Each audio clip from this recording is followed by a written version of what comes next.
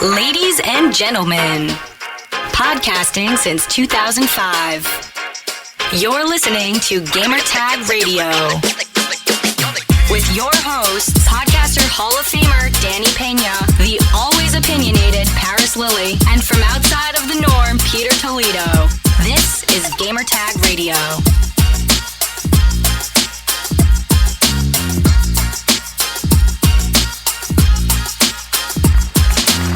Hi, welcome to Gamertag Radio episode 981. This is your host Danny, broadcasting from all the way from New York City and also, Temecula, California? Stop trying to pronounce where I live. You don't know where I live. This is your host Danny, and also joining me this week we have Parris here. What's going on, Parris? Hey, what is going on, everybody? How you doing? We haven't recorded live on Twitch on a Wednesday in a while, so this is good. We got to get back in the routine of that. Yeah, definitely, man, definitely. But shout out to everybody that's listening, and for those that just discovered us, make sure to subscribe, follow us on Twitter or Instagram. It will help us out a lot. Make sure to search for Gamertag Radio on any podcast app, and you could just subscribe, post a review, and all that. That will help us out big time. And also, we would love to hear your questions and feedback. Send it to fanmail@gamertagradio.com. Also, speakpipe.com/gamertagradio, or give us a call, 786-273-7GTR. This is Gamertag Radio. Voicemail at 786-2737-GTR. All right, so the future of gaming starts very soon, I think, Parris, right? Like in a couple of days. I can't believe this. I found this out about Google Stadia AMA. That's like a Q&A type of thing that they have on Reddit. So I was like, hey, I can't wait to hear some new information about Google Stadia. And we got a lot of new information, by the way. So, Parris, I think it's the right time for us to talk about the future of gaming, Google Stadia. Let's go for it, man. All right. Start it off. What's going on with Stadia? All right. So this launches in a couple of days next week, right? Early next week, the 19th. So one of the things that I read on I think there was like a very long thread. The first thing that I noticed was about for people that pre-order this, the Founders Edition, there's a lot of people that are not going to be getting this at all until further notice. And there's even people that pre-order this right away as soon as it was announced. And for some strange reason, they're not getting the Founders Edition. So I don't know. That's like another mess there. Another thing is family share. We've been a huge fan of that, right, Parris, since the early days of Xbox One, even though the communication was horrible. I think we liked the concept. Family share, people from the same household could play the same games, all that, right? And there won't be no family share on launch. In order for you to, let's say, your son, Parris, he's a huge gamer too, right? If your son wants to play your game, in order for him to play, let's say, let's go with no, that's a little bit too much. Destiny, let's just say. I know it's not for sale. It's going to be for free. But let's make believe. $60 for Destiny, right?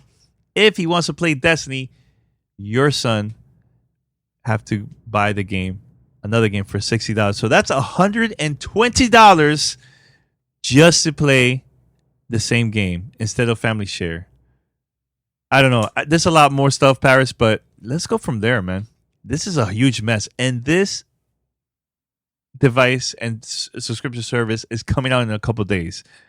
Man, I thought it was bad, but this is really, really bad, dude, about Google Stadia. So I wanted you to go first because I might not shut up when I start talking here. No, that's fine. That's fine. Go for it, man. Hey, this is a podcast. It's us, man.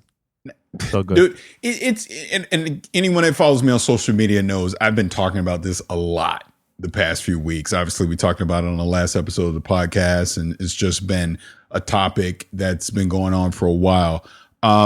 As many of you may know, I was definitely not a believer in Stadia when they first announced it. I just thought this was way too ambitious of a project for what Google was doing. Sure, all the marketing stuff looked good. I mean, Phil Harrison comes out there, shows whatever. Okay, great. Not a lot of neat features, right? But, Yeah. And I said this for a while. I go to Germany. I go to Gamescom. I actually have a controller in my hands. I play Doom. I go, wait, maybe this might work. This just might work. But then here we are now. What is today? We're recording this on the 13th of November. In 6 days is the quote unquote official launch of Google Stadia. And again, I'm not trying to repeat all of the rant I had last week, but seeing that tweet today where they were talking about the AMA that they were having on Reddit. And I knew it was going on and I kind of forgot. And then I saw that. I was like, oh, yeah, that's right. So I'm literally just watching this in real time as people are asking questions and stuff. Because I had even asked a question because Stadia put out a thing on Twitter. So I asked a bunch of questions. I knew they were going to answer mine because I was being kind of harsh. But to just see the responses to these answers to features that they promised that were going to be there at launch. They promised them. We didn't ask for them. They said they were going to be there at launch. Like you mentioned the family share thing. I'll give them a little pass on that. Not a deal breaker, but disappointing. But I do think it's kind of ridiculous that the Chromecast Ultras, like if I already have a Chromecast Ultra, they're telling me unless I spend $130 to get their Chromecast Ultra, which already has the firmware update on it, I can't do Stadia day one using my Chromecast Ultra. That's a problem because that's a firmware update. Why are you not rolling that firmware update out ahead of time? You knew this date was coming. You've known you were launching this for months. You should have already had this pushed out to the entire Google community that has a Chromecast at this point. We should already have that firmware ready to go. So that's strike one for me. Strike two is you have to use a phone day one to interact with Stadia, to make any purchases, to make any changes that you need. They do not have a web UI ready to go day one. That is ridiculous. You're Google. This is Google. This is not me and you making a platform. This is Google making a platform. That should be ready to go day one. If you're telling me that this is your 1.0 production launch on the 19th, should be ready to go. So that's strike two. Strike three for me is the fact that the buddy system is not going to be there day one. Again, one of the huge features that you were selling to us at launch. Now, they've come out and said it'll be available a couple weeks later. Okay, fine. But why is it not ready day one? Strike three for me, personally. Now, strike four. There's so many strikes. Strike four is the fact, like you already touched upon, the fact that they're rolling out the Founders Edition in waves. Good friend of ours, I won't say his name if you don't want to say his name, but good friend of ours bought the Founders Edition immediately when it went on sale back during the summer. Immediately, he pre-ordered this thing. He got a shipping notice that he won't get it till the middle of December. Ridiculous. So here's a person that has taken the risk to invest into this thing, that has given you his money, and you can't even get it to him in a reasonable amount of time. He literally has to wait a month after your launch to get Google Stadia and to actually be able to participate in it. That's ridiculous. 4 strikes and you're out for me personally. This is the thing that I've been, and look, let's forget the cloud streaming portion of it. Let's forget the potential data caps with the ISPs, all that stuff. Let's put that off to the side. Let's just talk about how much of a freaking disaster this launch is going to be. This is not how you launch a product to then compete with established things like Xbox, PlayStation, or Nintendo. God forbid if you're a PC gamer, like you're on Steam or something, you would look at this and chuckle. Why would you invest into this? You're not going to do this. This launch is a disaster. They're doing more harm than good by launching this. It is a half-baked product. This, honestly, to me, this isn't even a beta product at this point. We're still in the alpha stage. Why is your UI not ready? Why? Oh my God! I'm like I said, I will give them the benefit of the doubt. Okay, you're doing the wired controllers, things like that, unless it's a Chromecast Ultra. I get all that stuff. That kind of stuff we can work with. But the core fundamental things that this product is supposed to do at launch, the features that you sold this product on, are not available at launch. That's a problem for me. That is a complete no sell for me. Hell no, I'm not giving you $130 for that. Hell no, I'm not investing any money to actually buy games on your store. Oh, not to mention iOS is not ready at launch either. So I don't have an Android phone. What am I supposed to do? You know? What am I supposed to do then? What is, I really don't get it, Parris. I really don't get it. What is the point of rushing this product just to be the first? Is that the point? Like, they want to be the first company to officially launch something? Because right now I'm playing Project X Cloud as a beta, and I think that was a smart move because everybody is getting hands-on. Microsoft, who knows what they're going to announce about that during XO19. Okay, let's take Xbox out of this. Let's not even talk about Xbox because this has nothing to do with Xbox. I know. I'm just saying that from the conversation about the streaming, like, we're testing it out. This is like, you say it's alpha. I think it's way worse than that, man. Because look, I'm going to mention right now, because I just finally found the thread that you posted, that you retweeted, Parris, on Twitter. Mm-hmm. Shout out to Russell. He was the one that been keeping up to date everything that was going on Reddit.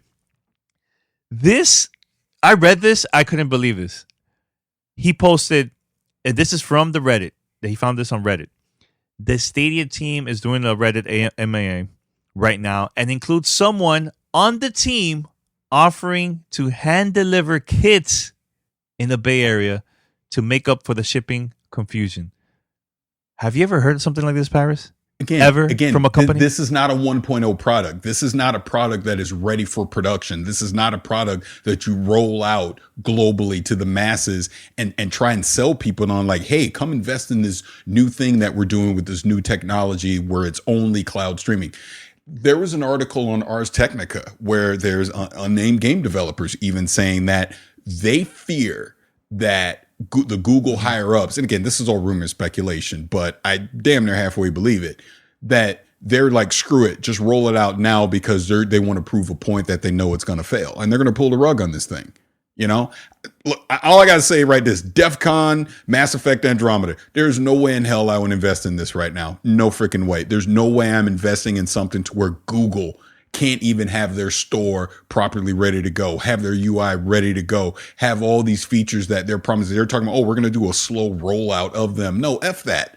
You told me this is what I could expect at launch and you're not delivering it. So no, I'm not going to invest in Google Stadia. And no, I don't think this is something, we won't be having this conversation 2 years from now. Let's put it that way. Because here's the other thing. By doing this trickle rollout, and again, I'm just going to use Destiny 2 as an example since it comes with the Founders Edition. We know everyone that has Stadia in 2019 will have Destiny 2, right? So let's just as an example. So day one, how many people are going to be on Destiny 2 day one? 5,000? 10,000? If we're lucky. If they're even interested in Destiny 2, because again, it's an acquired taste. It's not for everyone. This is not a mass appeal game that a bunch of people are going to play. So even if the hardcore of the Destiny people get Stadia day one and jump on there, dude, PvP is going to be a ghost town. Good luck putting together a freaking raid. I would love to see that. Not to mention, you know what I'm saying? And that doesn't even include any latency or ISP data cap issues that you potentially have. It's going to be a ghost town platform. No, because you're not even delivering it day one. Really, this is a 2020 product that they're doing an extremely soft launch of in 2019. And then they're going to scramble here over the next 3 to 4 to maybe even 6 months to roll out all the features that they promised we were going to have. None of the streaming features are going to be there. Like I already said, family sharing's not going to be there. The buddy system, they say, will be there in a few weeks. Wouldn't hold my breath that we're going to get that. Even with, I don't know if we already said with the achievements won't be there day one, even though they will quote unquote be recorded and you'll get them later. Because again, UI isn't ready to support it. You're Google. It's Google, dude. And this is why I don't have patience for it. You're Google. You come out there with all this fanfare. Like, again, red flag immediately was the fact that it was Phil Harrison. He seems to be the freaking the Grim Reaper. The Grim Reaper of gaming when he comes out, because it's like, it was like, uh-oh. And, we joked about it, but my God, here we are at launch. and I'll be damned if this isn't a half-baked product that I have zero confidence in. You know, it's like, dude, it's disappointing, and I'm upset. Not so much just, I'm upset at Google, like I'm angry at Google. I'm just upset I'm tired of these marketing practices that they do.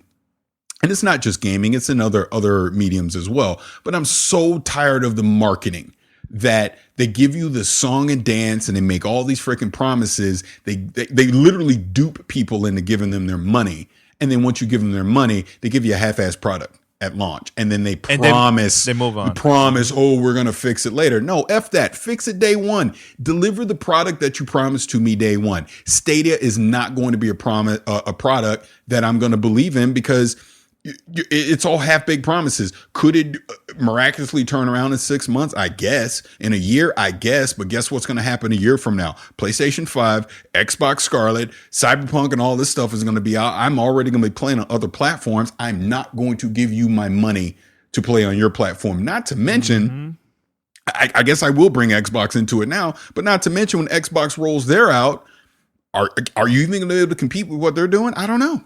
I really don't know. It's frustrating because you're doing more harm than good for this technology. Cloud streaming is inevitable. It will happen. I get it. But do it the right freaking way. We've already gone through OnLive. We've already done that. We've already done, what was it, Gaikai or whatever, which is PlayStation Now. We've done those things, at the beginning of the decade. And here we are at the end of the decade, and you're trying to pull this smoke and mirror crap now, and it's not going to work. Look, I bet the technology under the hood works. The streaming part of it works. I tried it myself. But like I've been screaming for the past few months, where in the hell has been the public test of this? Where has been the real world test in this? And people on Twitter, you had a Assassin's Creed Odyssey a year ago. That was a year ago. What is it now? Show me now with more games other than Assassin's Creed Odyssey. Show me real world scenarios on different devices and platforms and different controllers where this is working. They didn't do that. And they're expecting you to invest your money and take a leap of faith into this. I'm tired of leaping. I'm tired of having hope and faith. Prove it to me. Show me. That's what I'm saying. So it's just so ridiculous that here we are from a major corporation, a major technology corporation. I mean, obviously one of the top 3 in the world who, hey, we're going to roll out this product. Look, let's put it this way. Imagine if Microsoft pulled this nonsense back in 2001. Imagine if their launch was like this. They would have been just roasted to no end if the original Xbox launched like this. This is unacceptable. And that was 2000. And that was 2001. Where we probably would have been a little more lenient. But now, 2019, the way technology is now, the way this world is connected, the fact that we have social media now, the fact that you got an idiot like me who's been ranting and raving on Twitter all day about this stuff, you cannot have a launch like this. You need to have all your ducks in a row if you're going to jump into this market and bring in a new technology along with you. It has to work flawlessly from the start. It has to be proven. You have to make skeptics like me believe. And I don't believe. And I will not recommend this to anybody. Absolutely freaking not. I wouldn't. Hell no. Do not give them your money for this because they're suckering you. This is a straight up snake oil salesman P.T. Barnum trick they're putting on you. Would not do it. Here's another feature that it was very heavily promoted. One of their announcements months ago. Stream Connect. You play the game, you could stream it within seconds on YouTube. Exactly. That's the other one. Gone. It's not going to be up by the end of the year. State Share, Crowd Play aren't coming until next year. What is the point of promoting something that is not going to be available? And that's my point. I don't get it. Honestly, delay the launch until March. No. Yeah. Again, who's mad? Okay. Again, I literally am losing my mind over this platform because number one, who in the hell are you marketing this to? Because it's not me. It's not you. It's no one listening to this podcast. Who is the market for this? I truly want to understand that because any quote unquote hardcore gamer is not taking they're not taking their talents to Stadia. They're not doing that. Why would you? If you are a hardcore Xbox person, why in the hell would you move to Stadia? You're not. But you would stay on Xbox, not to mention Xbox is going to give you a cloud streaming thing on their platform anyways. If you're on PlayStation, why would you move? No, your PlayStation games are going there. If you're a PC gamer, maybe, but sorry, I probably invested $1,500 to $2,000 in my gaming PC. I'm continuing to play on my third-party games on my PC. So that's not happening either. And obviously Nintendo with the Switch, you're not doing that either. So who are you marketing this to? And again, the way that you get people in the incentive to want to do it is have all these features that you're promising ready to go, fully baked 1.0 products that you hit that launch button. We're in there. Wow, this is amazing. We're living in the future. We're in the freaking Jetsons. This is amazing that we can do that. Instead, we're going to get some half-ass stuff that isn't even as good as OnLive was in 2011. OnLive launched better than this in 2011. Think about that. That is sad. That's sad. That is. Think about that. That is. I was an early adopter of OnLive, and I guarantee you, they had the hardware ready to go. They had their UI ready to go. They had a robust library of games ready to go. Not 12 third-party games and then one exclusive that no one cares about. Because that's what we're getting with Stadia in 2019. Come on, really? Yeah, and again, I know I'm getting all heated about it and ranting and all. That kind it's of all stuff, good. But it's a thing of I'm old, I'm smart enough to avoid this stuff, but there are a lot of impressionable children out there that will see this nonsense and they will beg their parents to go spend their money on this crap. They'll get it. They'll get in their house. It's not going to work the way they think it does, or let's say it does work, but now their ISP has a bunch of data caps on it and they're going to wind up running up their bill and not realizing it. I really wish Google would have got out in front of this more and educated consumers about what this thing really is and the pluses and the minuses of it so that you can make an educated decision on it. Instead, we're going to get this half-ass system with no freaking UI, with none of the features that it was supposed to do, and you're going to get 12 games that, sorry, I'd rather go play them on another platform anyways. That's what you're getting at launch. And this is, I'm going to mention something right now, Parris, that this is something very simple that to me, I still don't get it why they don't have this for launch. So if you're going to play Stadia on your phone, like me in my situation right now, like I have Project xCloud, I have to put my phone to like my tablet because I don't have a phone clip. So I could connect to my controller and everything.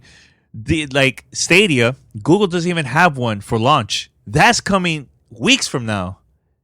I'm surprised that they don't have that for day one for those that actually going to play Google Stadia on their phone for the first time.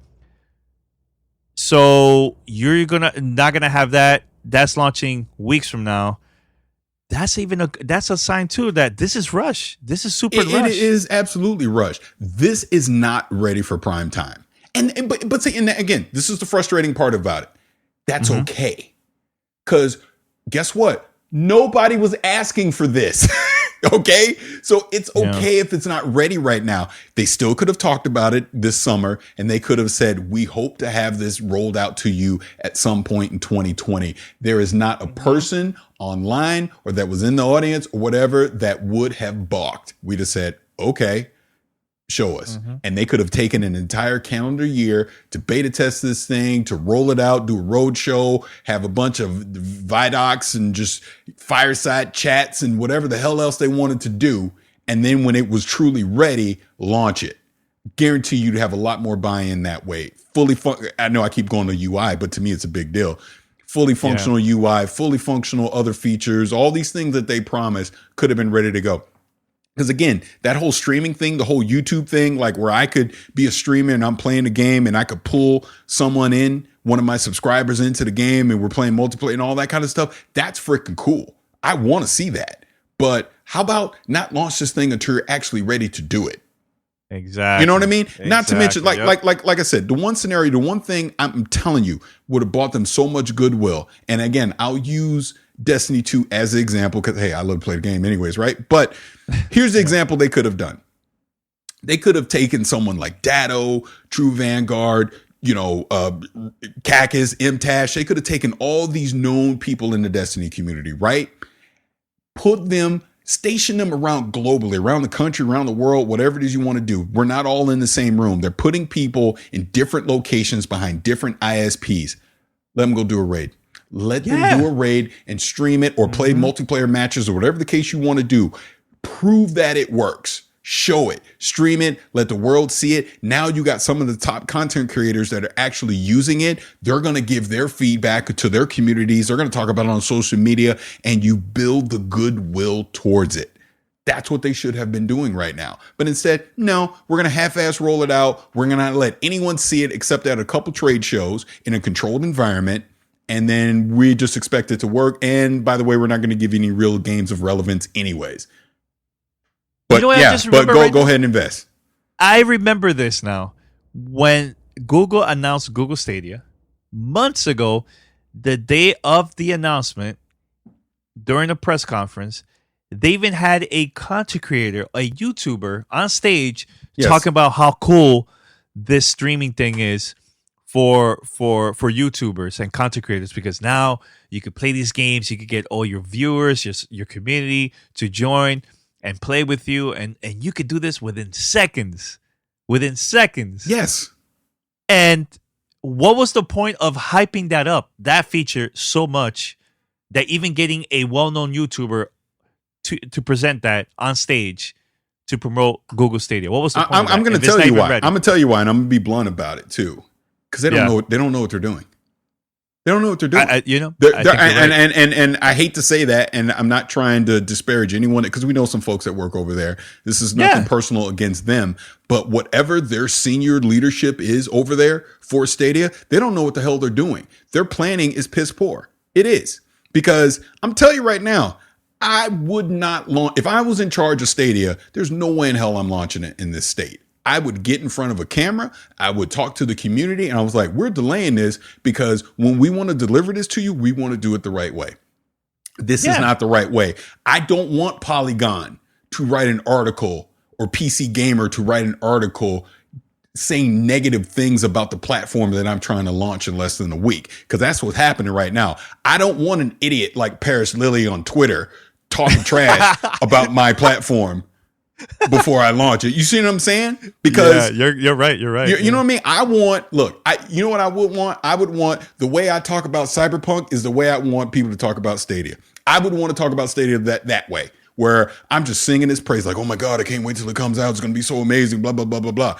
That's what you want. You want to get your quote unquote influencers to actually be excited about your product. Name me one person you know that is online with the sword and shield right now defending the realm that is Stadia. Nobody. There's nobody saying, oh my God, I can't wait for next week. Oh man, can't wait.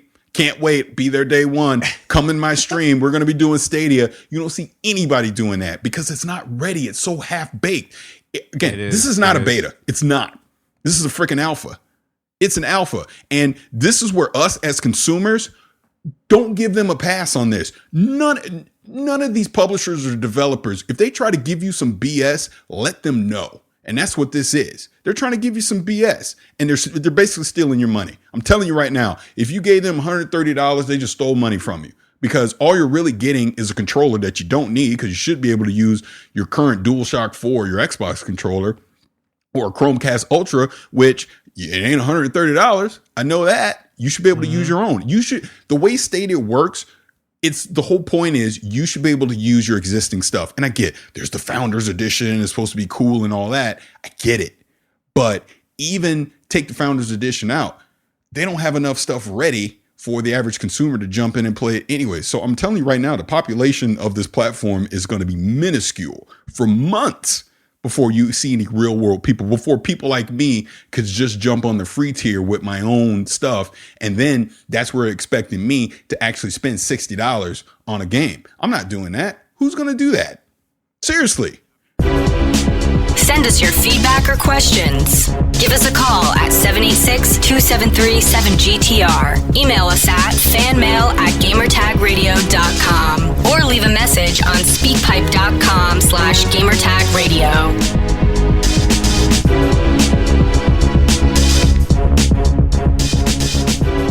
And let's get a quick word from our sponsor, Mack Weldon. Mack Weldon is better than whatever you're wearing right now. Mack Weldon believes in smart design, premium fabrics, and simple shopping. Mack Weldon will be the most comfortable underwear, socks, shirts, undershirts, hoodies, sweatpants, and more that you'll ever wear. So when we talk about the shopping of Mack Weldon, it's super easy. Just go to their website. You get to browse through all the various catalog of items that they have, add them to your cart, check out, and you will be on your way to a quality experience. So when I did Mack Weldon, look, I got a hoodie, I got some socks, I got some undershirts. Again, they're all top quality, man. I mean, it's like they say, it's some of the best stuff that you could ever have. Really like what I got from them. Like I said, just the whole process of going through the shopping, added to my cart, delivery was super quick, really great, super easy. Love Mack Weldon. It's fantastic. I mean, they've been a great sponsor of ours over the years, and I recommend them to anyone. So with that said, if you want to go to Mack Weldon and you want to get 20% off your first order, go to mackweldon.com and enter our promo code GTR. That is mackweldon.com. Enter that promo code at checkout, GTR, to get 20% off your first order. Again, that's Mack Weldon, and I want to thank them for being a sponsor of Gamertag Radio. This is Gamertag Radio. Voicemail at 786-2737-GTR. Yeah, I mean, you learn from on live from that alone right there. You know, like that was ahead of his time. But see, I'm gonna go back to On Live though. See, look, I'm actually grabbed a sword and shield for On Live. On Live worked well enough that I felt like if they had the capital and they had the backing of a Google back then to build up the infrastructure that they properly needed, On Live actually could have worked. I liked what they were doing. I really did. I used to play Arkham City on Live all the time. Oh, yes, you did. Yes, yeah, remember back in the day, I used to play Arkham City on there. It worked. It did. I know that streaming can work. It's not the fact that I'm against streaming or the latency. I do feel like technology, we're getting to the point where they can crack the code to where latency isn't going to be that big of a deal. I have more of an issue with the freaking cluster F that is this Google Stadia launch, because it's very clear that their leadership over there doesn't know what they're doing, and they're putting out a half-baked product that is going to hurt the overall push towards this technology. Because here's the thing.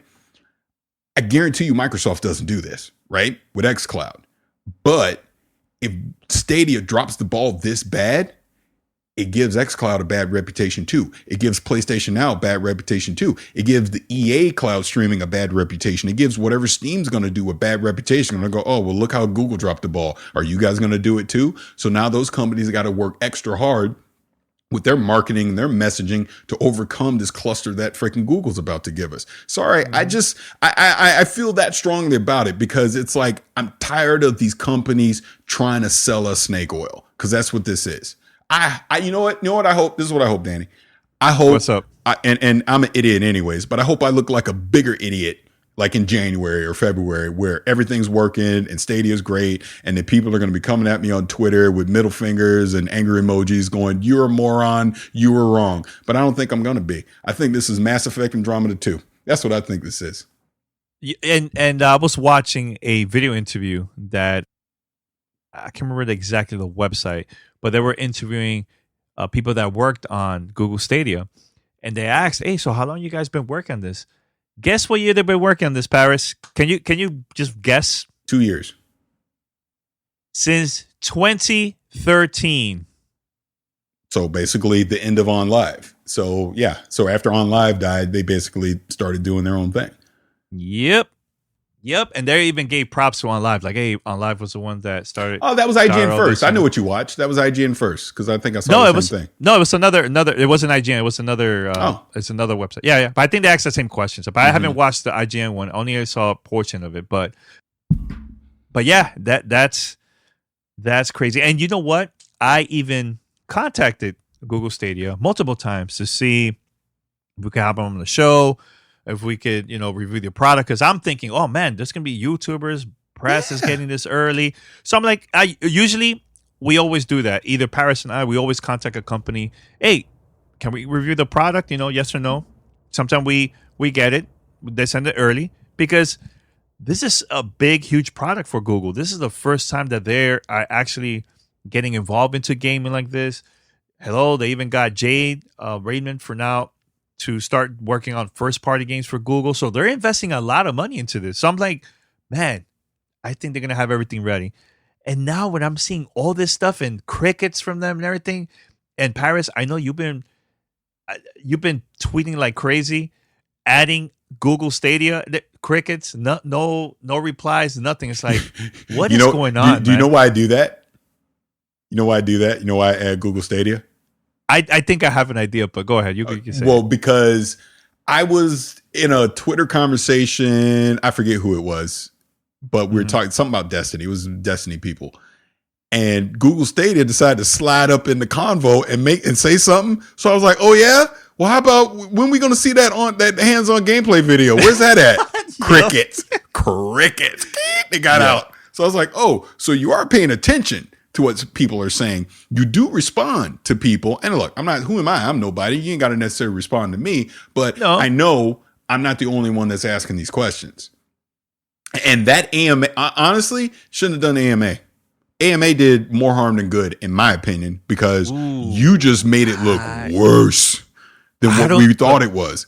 Parris, but they have to say something. They can't. They just can't release. Parris, imagine if they would have stayed quiet and released Google Stadia to the public, and then like everybody's like, "Hey, where's this feature? Hey, where's this?"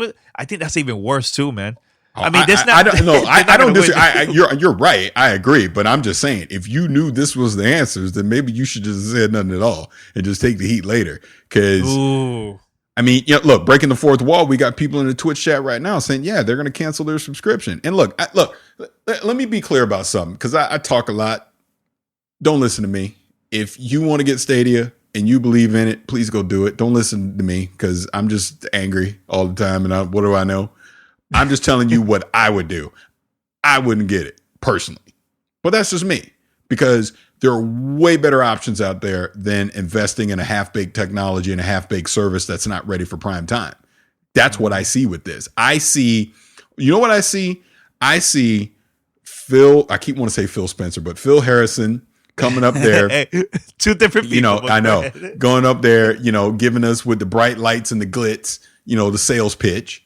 I see, because I was there, the booth they had at Gamescom was A+, top notch, all the way. Everything was great. People working there, super nice. Everything was top notch. This is nothing against any of that. But you can sell a good story, but can you deliver it? And they're not going to deliver it, man. That's what I see. Because talk. Yeah, because it's all talk. But when it actually came to giving me something tangible that I can actually wrap my head around to go, okay, this is going to work. This works. All right, I like what they're doing here. I like that. Oh man, you see that video when they were doing Red Dead Redemption 2 and and the one guy was, they were doing Red Dead Redemption Online, and one was in London and one was in LA, and it worked perfectly. Where was that? There's none of that.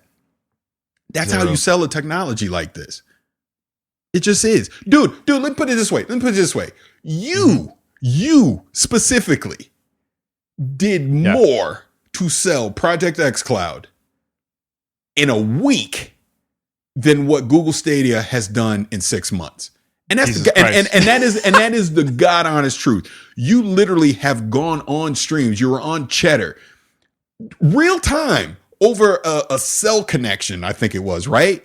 And no, it was on Wi-Fi. Okay, on Cheddar. but still. But my point was, you went into it wasn't a controlled environment. You went into basically a public place and you used it, and it worked. You posted other videos where you're just playing randomly, and it works. I mean, yeah, it's not perfect, but no one expected it to be perfect. But you're doing a real world test. I've seen other YouTube videos where it's just Joe Gamer putting up on his channel, playing it, and it works. That does way more to convince me than to be at some big gaming conference where you can make sure you have the best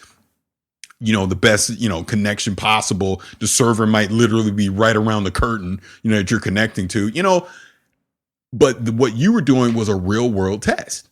That's what we want to see with Stadia. And we just absolutely did not get that. And here we are less than a week and they're expecting people to be patient. Cause let's remember, really, it's not even a week because most people aren't going to get it on the 19th. Even the people that have already spent their money on it aren't going to see it for another month.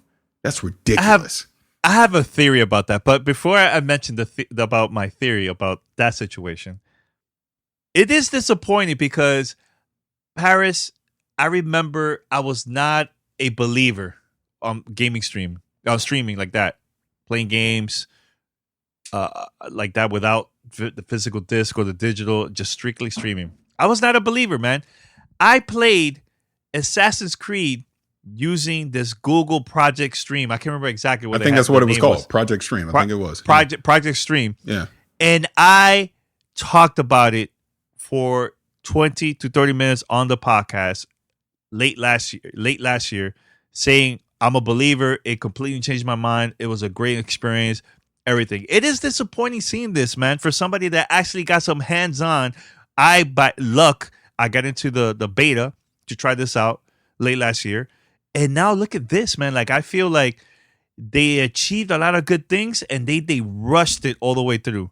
And now it's like there's a lot of missing features. It's coming later this year or next year, whatever. But here's my theory though, Parris. Yes. Before you say anything. My theory about people not getting the Founders Edition day one, I think, again, I know we didn't call this a beta. We call this alpha. I think they're just testing. They're going to have only a certain amount of people with the Founders Edition. And then another group is going to get it like a couple weeks after. And then another group. It's like the same thing what Xbox is doing with Project xCloud. But instead of actually free, because we testing both the Project xCloud and the streaming from your console, totally free. This one you actually have to pay to test this thing out. And that's my what problem. It is. And that's my problem. You're spot on. That's exactly what this is. And that's my problem with it is if this was just an open beta, a closed selection beta kind of thing, I'd be okay with it. Of course, you don't expect all the features to be there. I think the slow rollout is, oh my God, we need to hurry up and get these features out that we promise. Let's buy ourselves a few more weeks. Mm-hmm. That's what I think it is. You can't tell me as we sit here today on November 13th, 2019, all the Founders Editions aren't ready to go sitting in a warehouse somewhere. Really? Really? You're telling me that they can't have a Chromecast Ultra and a controller and some pamphlets in a box ready to go? Seriously. Yeah, that's kind of weird. When you've been doing your pre-order stuff since the summer, so you have a head count of how many you needed. You know what manufacturing needed to be. I swear to God, Apple seems to get them damn iPhones out in mass. You telling me Google can't do the same for a Chromecast Ultra and a controller? But let's take it to another level, Parris. Hello, if you're watching YouTube, because we watch YouTube videos all the time. Yeah. I got to see ads from that all over the place. So they invested a lot of money promoting this for pre-orders. Yeah. Oh, no, 100%. 100%. This was not like, hey, last minute, let's pre-orders. No, they've been promoting this for months. Yeah, this isn't a supply shortage. There's no way there is. Because, again, it's a controller and the Google Chromecast. That's what this is. And, again, I have a serious problem with, if you already have a Chromecast, it won't work because we don't have the update ready. But we got the update on the Founders Editions that you have to buy. Give me a break. Give me a break. Google is a software company. This is what they do. They have some of the smartest people on the freaking planet. You trying to tell me they can't have firmware ready to go and roll out an over-the-air update to all the Chromecasts in the world by now? Come on. And here's the thing that we've been talking about this for years. I don't blame the engineers or this is senior leadership. Developers. It's senior leadership, man. Because there's people that probably worked on this project for years. Hard work, stress behind the scenes. Oh, I don't blame them at all, man. I don't blame them at all. Yeah. I bet they're proud about this product, but they know deep inside it's not 100%. It's just not ready. It's not ready. Put it this way for you, the listeners out there. Go check on social media. When was the last time you heard Ubisoft, Bungie, all these companies that's going to have all these games available for Google Stadia, when was the last time they actually talked about this, promoting it to the masses? The majority of them have been very, very quiet. Why is that? Why is that? Think about that. That was right there. Right there is a huge red flag right there. Like, hey, wait a minute. Why Bungie's not saying anything? The only time that I got to see all these companies talking about it, when it was announced that their game was going to be part of the service. That's it. After that, it's been crickets after that. This is Gamertag Radio. Voicemail at 786-2737-GTR.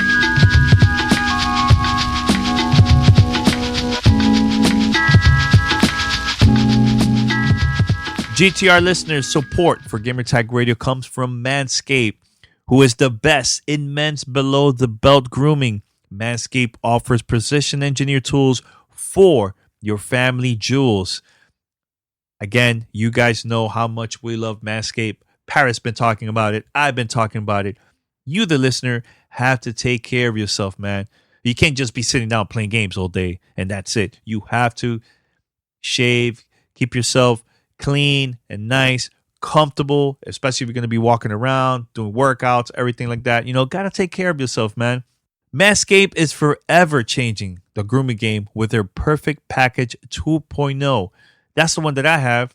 Inside the Perfect Package, you will find their electric trimmer called the Lawnmower 2.0. This waterproof and skin-safe technology will protect you from nicking your sack, and you can also create less mess by trimming in the shower. So, again, this is a very, very, very premier product. I love the design. It's super comfortable.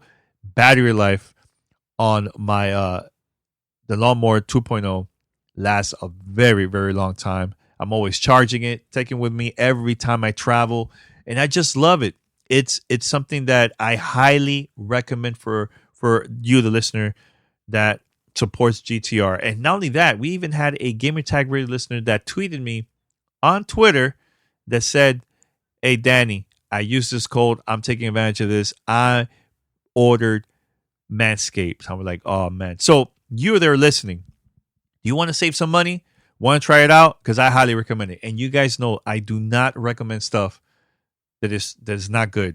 I always recommend stuff all the time, and I'm excited about this product. So it's time to get clean with this Perfect Package 2.0, and here's how. Get 20% off plus free shipping with the code GTR at manscaped.com. Get 20% off plus free shipping with the code GTR at manscaped.com.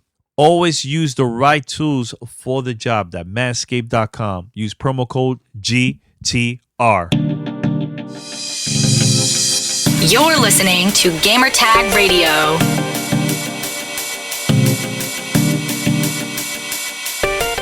Here's all you got to do.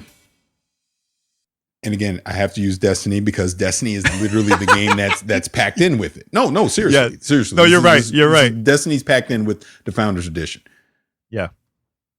On the 14th, November 14th, whenever you guys are listening to this, but on November 14th, Bungie always does. Every Thursday, they do their weekly update, right? The TWAB. Mm-hmm. Mm-hmm. If that TWAB is not talking about the Stadia launch, which happens 5 days later, that's a problem, right? Because isn't Bungie a big partner of them? It's a pack in of the game. There's all the you can do the cross save stuff over to Stadia and all that. Shouldn't they be preparing their audience to be on there? If Bungie's not making a big deal about being on Stadia, that tells you all you need to know. And I'm telling you, go read the TWAB on the 14th. If they aren't making a big deal about it in that TWAB, that is a problem. Now, one last thing I want to say on this, because I'm telling you, I could rant about this for hours, but I don't want to. Longest rant ever for us. Go for it. On April 16th, 2020, and this is a question everyone has to ask themselves, but on April 16th, 2020, Cyberpunk 2077 is available to the world, right? Where are you going to play it? Ask yourself that. Wow. Just ask yourself that question. Stadia at that point, Stadia should be available to everyone, right? Mm-hmm. Yep. So you got Xbox, you got PlayStation, you got PC, you got Stadia, where you can play it on April 16th, 2020. Who are you going to give your $60 to play it? I mean, it's really that simple. And that's the fundamental problem right now with them putting this half-ass launch out, because nobody's going to trust Stadia. I'm not. I tell you that right now. There's no way. Even if I didn't have this PC, I'd be on Xbox or PlayStation playing it. There's no way I would give Stadia my $60. No way. I have more faith with the Nintendo Switch version if ever comes out.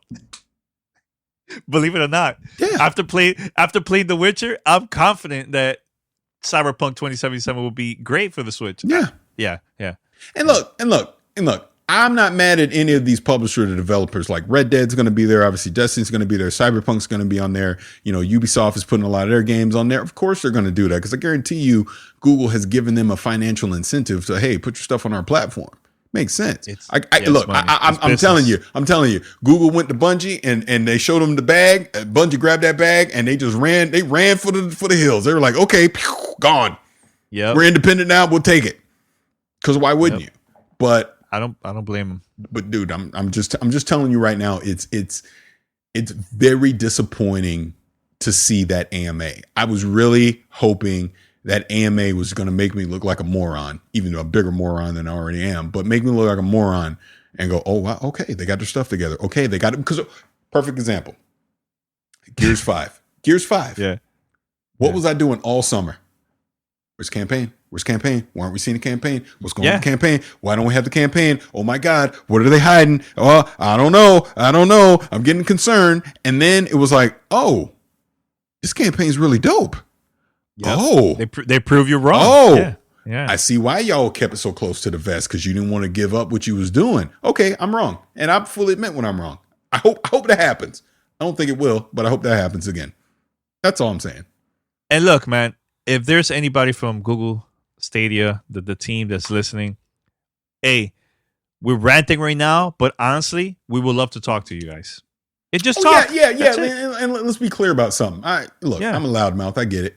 But if we were to have someone on from Stadia, I absolutely would be a fascinating conversation to try and understand. And I know I kind of been talking junk a little bit or whatever, but in a respectful way, I would really like to bring these points up to them about what went into the decision process about why you felt it was okay to launch Stadia in its current form. Why not delay the product and get the stuff right day one? Really, that's all it comes down to. We can talk about the ISP, data caps, latency, and all that stuff. That's his own conversation. But I'm more concerned with Google thinking it is okay to look, in my opinion, to literally send this thing out to fail.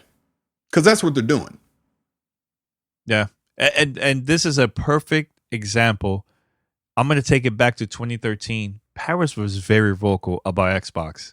Very, very vocal. I think the most out of the whole crew from DTR. And Xbox was willing to sit down with us, and especially to Parris, just sit down and was taking notes. Parris would give them feedback, and they were like, yep, you're right. We'll take that note, blah, blah. And throughout the years, the company, the team has been taking that feedback, not only from Parris, from everybody. They're just fans of games. And look now, they've been making moves. But if you're just hiding stuff and not talking to the community, instead of going to like major press to promote your product, talk like always, I think the company, any company, is missing out a huge opportunity, man. Because I think when you sit down with a content creator, it doesn't have to be us. It could be anybody. Just sit down and just have a conversation, man. I think that will motivate you and your team to make a better product. Hands down. They're missing out a huge opportunity, in my opinion, man. No, they are. I really think they are. And, I hope I wasn't going overboard on this stuff. I am pretty passionate about it because it's just like it's frustrating to see something that has so much potential, and I feel like you're just literally dropping the ball right before our eyes. with it. Yeah. And that's the frustrating thing about it. Look, competition is great. Like, just real quick before we got to hear it, like, Disney Plus launch this week, right? Mm-hmm. I said the night before, because we weren't getting the app like ahead of time, I go, oh my God, this is going to be a disaster. Everyone's gonna be trying to download the app. This is going to be crashing everywhere. This is going to be a disaster. Yo, I got up 5:00 the next morning when it was out. I downloaded the app on my TV, logged in. Boom. I'm watching Jeff Goldblum in HD. Easy. Like, it just worked. I was like, oh my God, props to Disney. And look, hiccups here and there. We knew that was going to happen. It's not going to be perfect. But for the most part, Disney Plus launched flawlessly. Really, really, in today's age with so much demand, like, they came out and already said they already have 10 million subscribers on that thing. Crazy. Insane. So the fact that you got that many people all at once jumping on that thing goes to show you, hey, they, for all intents and purposes, had a pretty smooth launch. So that's great. I'm very happy to see that. And, just going along with the whole competition thing that I was getting into, now we got Disney Plus, the Hulu, Netflix, Amazon Prime, HBO Max is coming. There's all these streaming services that are coming. Like, I guess the deal just came out this week with Netflix is partnered up with Nickelodeon, right? HBO Max is getting Cartoon Network. It's like now we're starting to see now that Disney Plus is coming in. It's like everyone has to step their game up to compete, because you have to justify the price of entry, right? Mm-hmm. So I want Stadia to be that for Xbox and PlayStation and all that. Make them have to step their game up. Make competition. Don't come in and where the competition looks and go, we don't need to worry about them. Keep doing what we're doing. And that's where we are with Stadia right now. So again, I really hope I'm wrong when we get into spring 2020 and these features get rolled out.